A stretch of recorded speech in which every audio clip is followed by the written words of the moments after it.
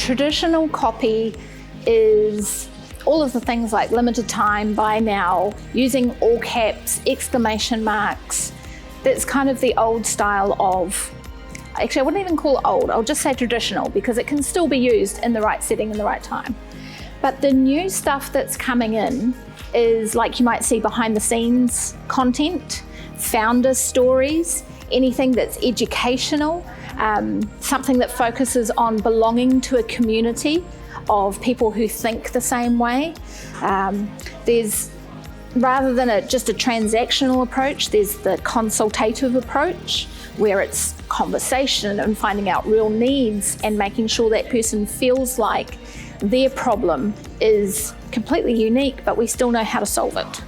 So it's the human element of making people feel valued.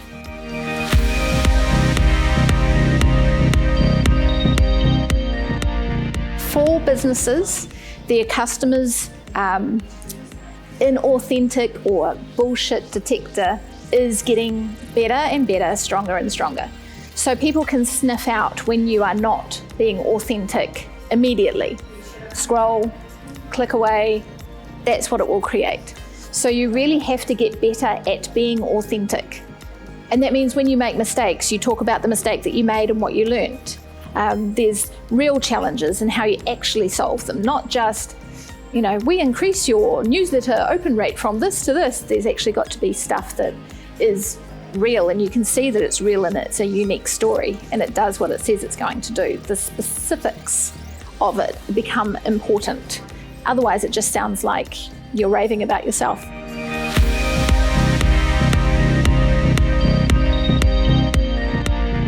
In copy, vulnerability is almost the gold standard of how to connect with your audience.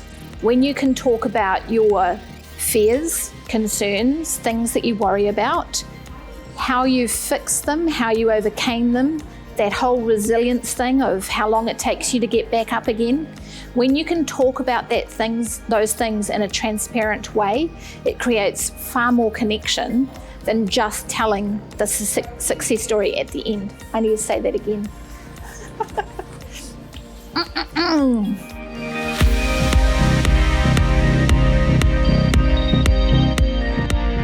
I have had people ask me, aren't you giving away your IP?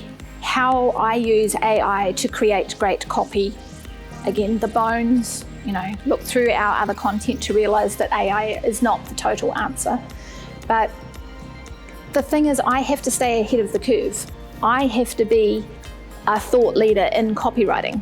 So what I freely share is often what I have known from a couple of years ago. The stuff that I'm learning and dealing with at the moment is not something that I'll share until I'm a bit more of an expert on it.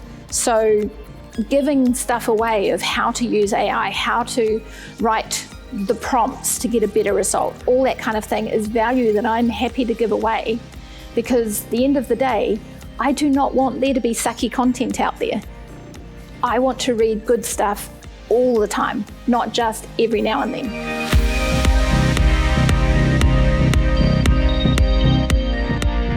I'd like to tell you a story. It's a micro story, and that is, what is the least amount of words that you can use to tell a story? And this one's been attributed to Ernest Hemingway. And it is, baby shoes, for sale, never worn. And it kind of, when you stop and think, it hits you. There's a whole story behind those, 6 words? And that's how good you need to get at copy, because that's often the only amount of time in the scroll or in the billboard as you're driving past, or when I've landed on your website and it's the first thing I read. That's often all you have. So it's about getting connected quickly with reality, value.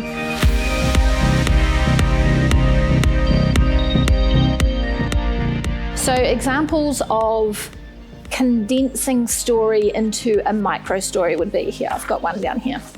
We've got our premium organic coffee beans are sourced from sustainable farms in Colombia and roasted in small batches to ensure optimal flavor.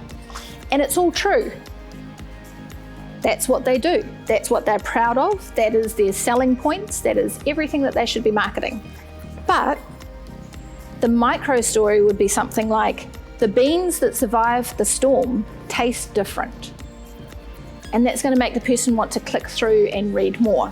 Or you could have Jake quit his corporate job for this roast. Oh, there must be something special about it if he did that, so you click through to read more. So it's about getting good content into as little time as possible. There's also the hook first principle. This one's a good one because you might have seen it if you're a TikTok scroller, where they tell you the ending of the video first, because that's what hooks you in, and then you watch the rest of the video. So you can do the same with copy. Things like, instead of, at Master Jack, we believe effective communication is the foundation of successful business relationships, which is why we craft compelling copy that connects with your audience. Again, all true, all points that we would want to sell at Master Jack. But to get that attention, we would be better off to say, your customers stopped reading, and we know why. Oh, what's the secret? What do they know? I'm going to go through and I'm going to have a look at this, and then they're going to find the value.